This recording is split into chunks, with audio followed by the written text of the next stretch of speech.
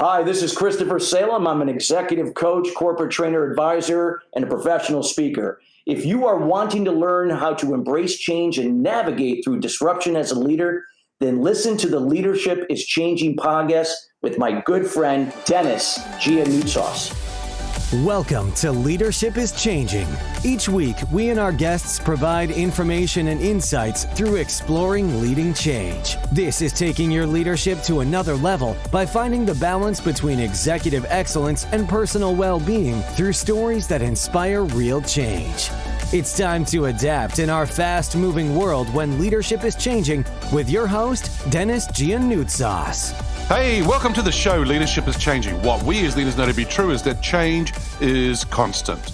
Leaders everywhere confront similar obstacles because people are people, but everywhere you go, leaders are overwhelmed, disrupted, and under pressure.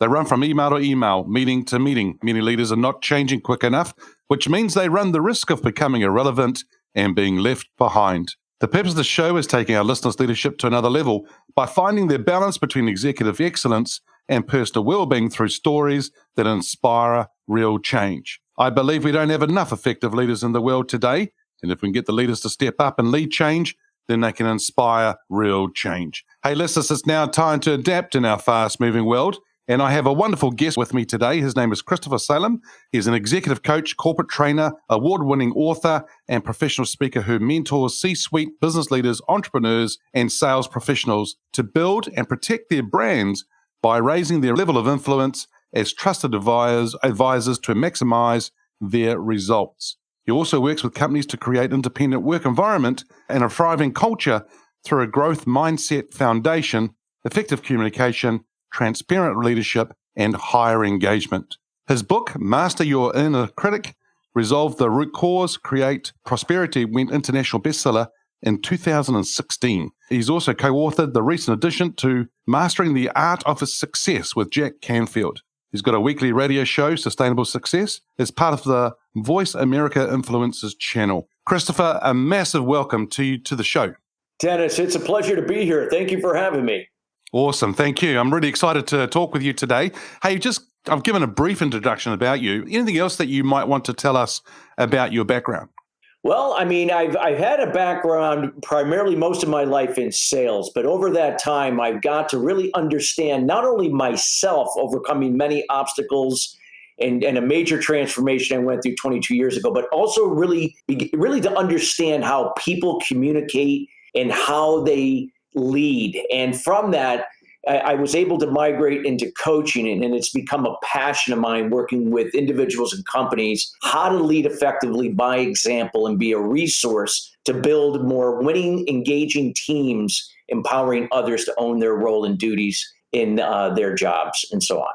Awesome. And what do you like about coaching in particular?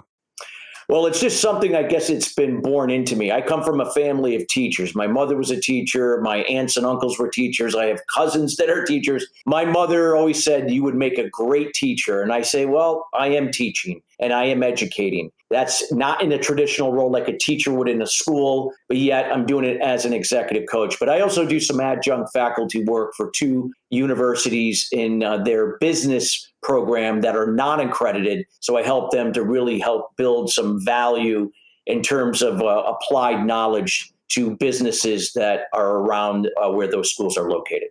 Yeah, wonderful. Yeah, coaching is a wonderful thing, and I love doing it as well with people. And I just like seeing them getting the light bulb moment or that transformational situation or that insight that really just changed their lives, their teams, and all their organizations, which is a wonderful thing to see for sure.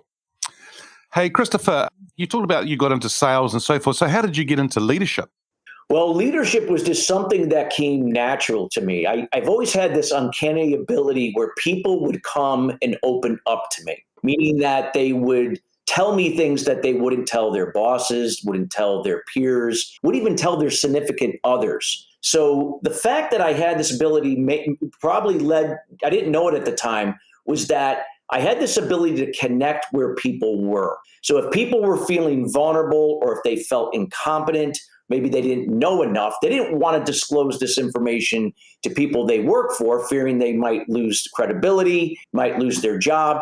But yet people felt very comfortable talking to me about that. And because of that vulnerability and transparency, those are two strengths that allow an individual to grow from where they are into everything that they desire to be. I just had this ability to do that and help people move along through a plot, being the messenger, being someone that related and understood where they were at, and shared from experience, empowering them to take ownership of where they were and where they desired to be to go from there. So I kind of guided them and gave them the blueprint. But first, connecting on shared values, connecting at a place where they felt comfortable, where they could be vulnerable and transparent to start moving forward. Yeah, that ability to connect with people where they are at is a really, really important skill to have. And I think a lot of leaders nowadays, they're not doing that because they're running, as I said in my introduction, email to email, meeting to meeting, and they're overwhelmed and they're finding it a little bit difficult to be able to do that. But they just probably need to get themselves out of the way and allow them to be there present with people. And I think being present is probably one of the biggest things that a lot of leaders could do today. What's your thoughts on that? Well, you just nailed it, Dennis. I mean, it is about being present. See, if we're going to be effective leaders, we have to be able to lead by example and be a resource. So if we're not being the example of everything that we're looking to do to inspire people that work for us to own their role and own their duties, then all we're going to be stuck in doing is telling people how, when, or why to do something. And when they're not doing it to the level that you anticipate, then it's just going to lead to more telling and more conflict and things not getting done. You're operating from expectations tied to outcomes that operate in the past and future in terms of thinking. So as leaders, we have to be present. We have to learn to think differently in a way to be different, to become different, to do different, and then have different, better results. When we can shift away from telling people how, when, to why to do something and share from experience, being that example and being a resource rather than pleasing and enabling others, and shifting our result process into the moment of trusting what we know and what we can control and maximizing that and letting go of everything else and not tying ourselves to the expectations of the outcomes, we'll have far better results and more likely to inspire people through our example and our resources to do the same over time, creating more future leaders in their role and duties. Yeah, great. Yeah, being the role model or example to inspire people, I love that. The thing is, that's probably quite a good segue into the next question here. And Christopher, this could be a little bit interesting for you in the sense that you've probably got many, but let's just think about one in particular if you can. Who's your favorite leader? Now, this person could be alive or from history. Who's your favorite leader and why? Wow, it's I have so many favorite leaders out there. I would have to say that I respect my wife, number one, because my wife is always the example. I respect Richard Branson is one. And here's why I respect Richard Branson. Because Richard Branson is highly transparent from day one. He knows his strengths. He knows his weaknesses. When you think of that name, Sir Richard Branson, you think that this man could do no wrong. Like he is an expert and he has strengths in almost every aspect of doing business. But he'll be the first to tell you that's not the case.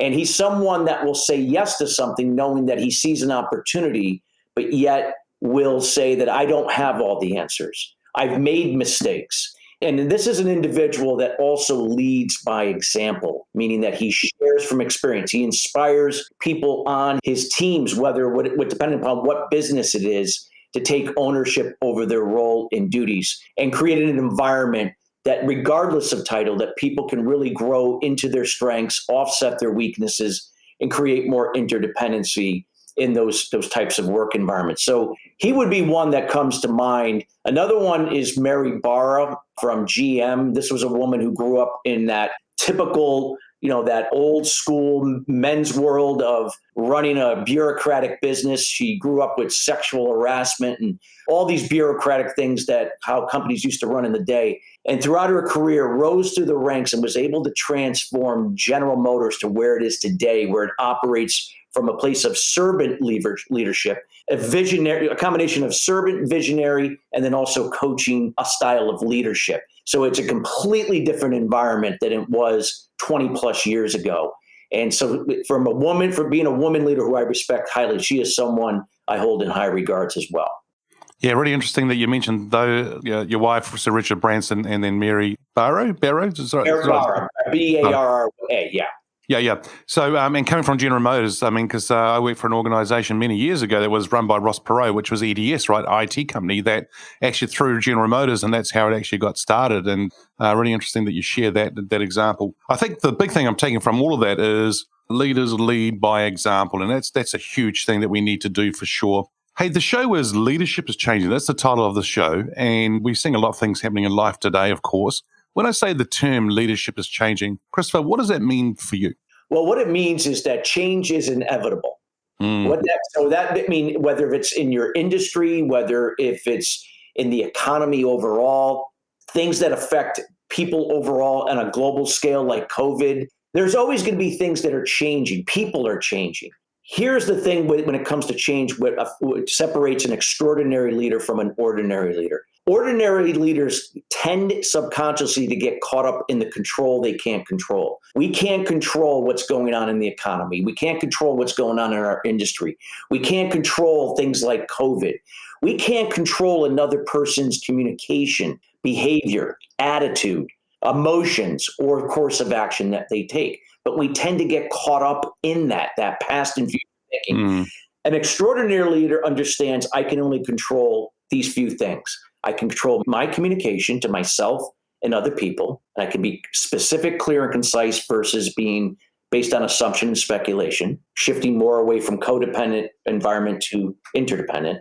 I can control my behavior, my attitude, my emotions, choose to how to respond to which thoughts that I should pay attention to and the ones I should just let go, and the course of action that I take. When we can shift our focus to controlling the things that we know in our control in that moment and letting go of everything else, we can trust that process to maximize that and let the things that we do not control, those puzzle pieces that we don't have to complete the puzzle, to come into our possession in time to complete our puzzle or achieve the results that we seek. That requires a different way of thinking. When I talked about earlier, to be able to think differently, to be, then to become, to do, and have, and then they'll have those different results. So I would say when it comes to change, it's inevitable. And those extraordinary leaders are the ones that adapt to the change, focusing on what they can control and what they know, letting go of everything else. Oh, that is so beautiful the way that you've actually talked about that, because I think, you're so right. And I talk about in other episodes as well. There is things that are out of our control, but two things are in your control: your attitude and the way you react to it. So that's what you're talking about around your behavior, your attitude, your emotions. And then, of course, where you're going next. It's the course of action. So, it's future orientated. We're going to move. We're going to get going. Where a lot of people get stuck. And I think I like the way that you've said an extraordinary leader versus an ordinary leader. And yeah, that's really quite cool. And I think what we've seen though throughout the pandemic and so forth, we've seen people who have got a title of manager and so forth, and they've actually stayed there as the ordinary leader. And then the others who haven't got some of these titles have actually stepped up really well and become that extraordinary leader. And I think they are our leaders for the future. They absolutely are, Dennis. I mean, when you talk about leadership, it's not a title, and this can be any position. As a matter of fact, you don't even have to have a title or position. Yeah. It's just a way of life. It's how you lead your life when you're at work and when you're in your personal life. And when it can be congruent with one another, where it's consistent, this is where this effective leadership when you lead by example, can really manifest itself in magnificent ways over time in terms of how it inspires others to do the same. There are some people that might play the part at work, and then they're completely the opposite. They don't lead effectively in their homes, in their marriages, in their communities, but maybe have enough to turn it on and make it play the role and play the part in business. But that catches up after time. So that consistency is important. So it's really important that leaders have a daily routine, particularly early in the morning, a routine that's going to allow to get their mind, their mindset, their thinking in the moment, to learn how to be present. And if you don't have a routine, then it's going to be very difficult to really tap into that subconscious level to change those things that can become a new automatic pattern that will help you and help others to do the same. Absolutely. And Christopher, I think nowadays leaders have got a microscope on them, and we're being watched all the time. And I love what you're saying about the congruency between work and home life, because it's got to be one.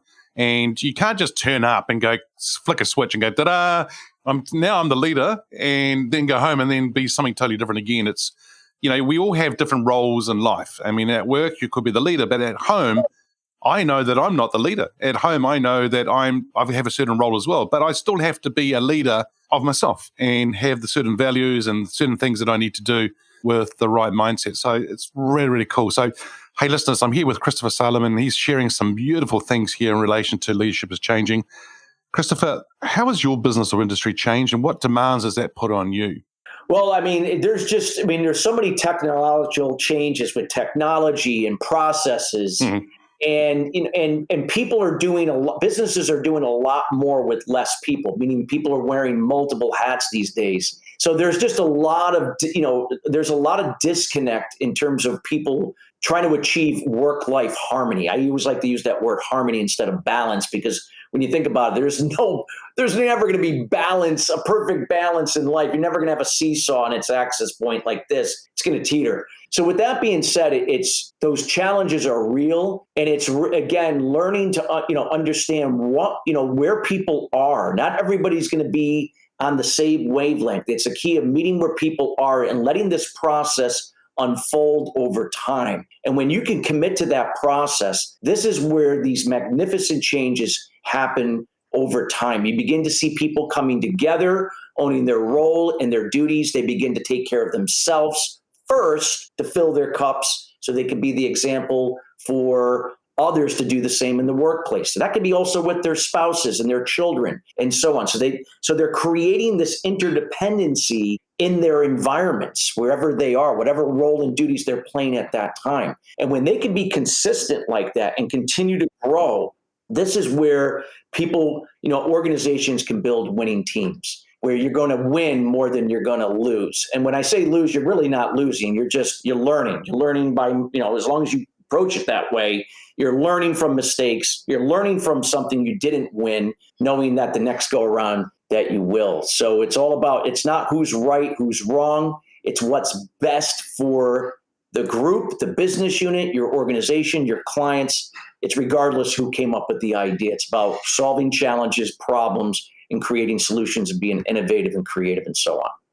Nice. I want to deep dive in a little bit something you just said earlier on, and in particular for possibly sales leaders that are listening to this, because I know you said you had a sales background and so forth. Yeah. Meeting people where they are. How important is it for a salesperson to meet people where they are, and what are one or two things they should do to do that? Well, it's very important, because when you meet someone for the first time and they don't really know who you are, they're already going to have this defense mechanism up where they're going to have an objection, whatever that may be. They're not going to reveal what's really important to them. They may say something, but is that really what's important? Or if you're in sales, they might say, well, this is not a good time. I can't afford it. Or I don't have the time. Those are the two most common objections in sales to any sales professional.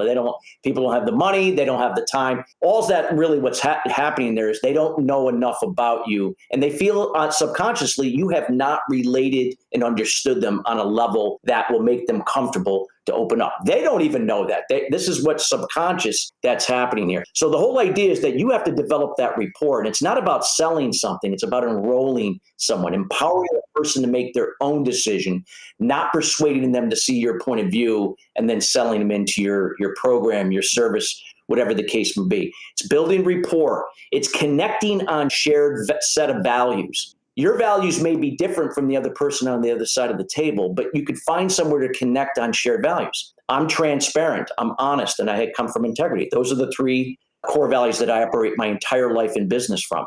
But if somebody is trustworthy, ethical, and values people who commit and follow through, can we connect there? Sure. There's a shared set of values that we can connect.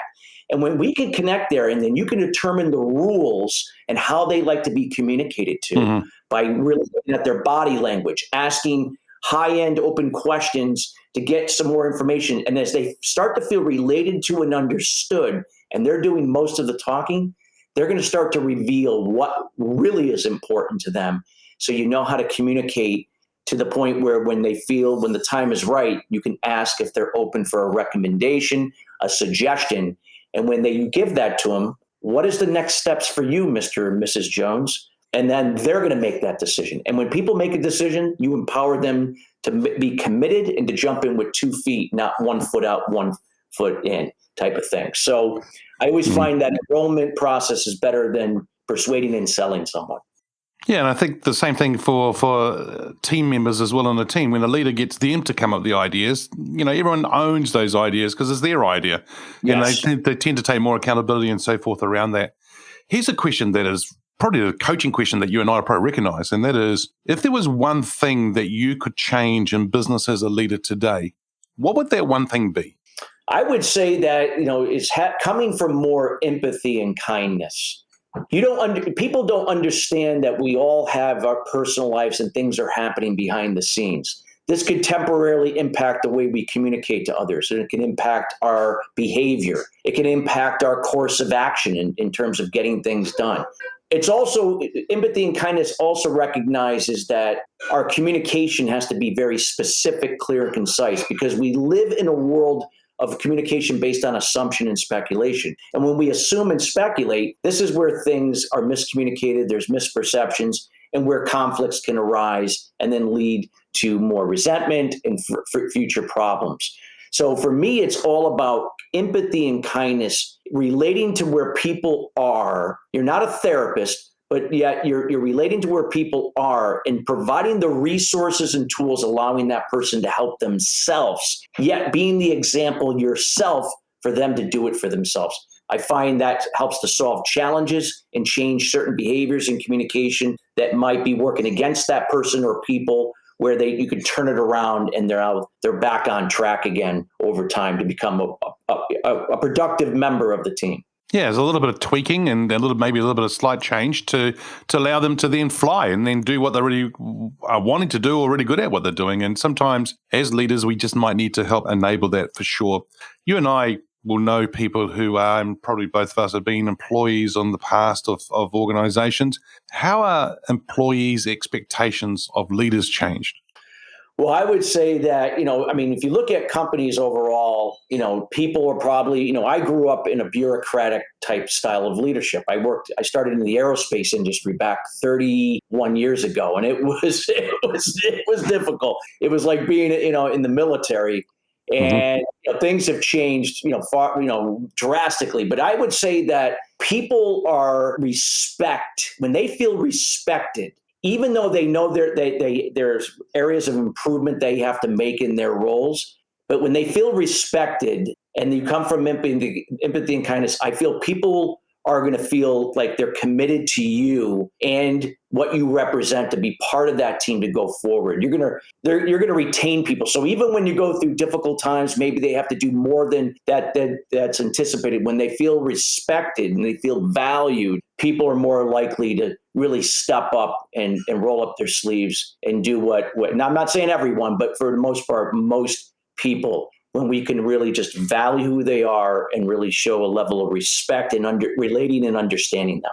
Yeah, exactly. And I think the thing here is that if we're not treating people the way that we would like to be treated, then that it's not going to be a good thing. And the other thing too is, as you said, where they are and they feel respected, they're going to really commit to you and the organization, and they're going to go probably the extra mile as well. And I've always heard that people don't care what you know until they know that you care about them, and they'll go the extra mile for you and do things. And however, there's a caveat here, and I've got to say it, and that is, but you have to do it in a way that's real, authentic, and not just false, right? Or you're ticking the box, because yes, people will see right through that, right? And that's another thing that I think companies have to understand, that because there's many companies out there still checking boxes. Hey, we did that. We covered that topic. But it's not a lunch and learn type of thing. This is something that has to be dripped over time, a significant period of time. It could take 6 months, a year, if not more, but dripping it in little bits and pieces that people begin to really, believe in it. They bought into it. They're taking ownership over their lives and their careers in terms of their role and duties in that to make these changes.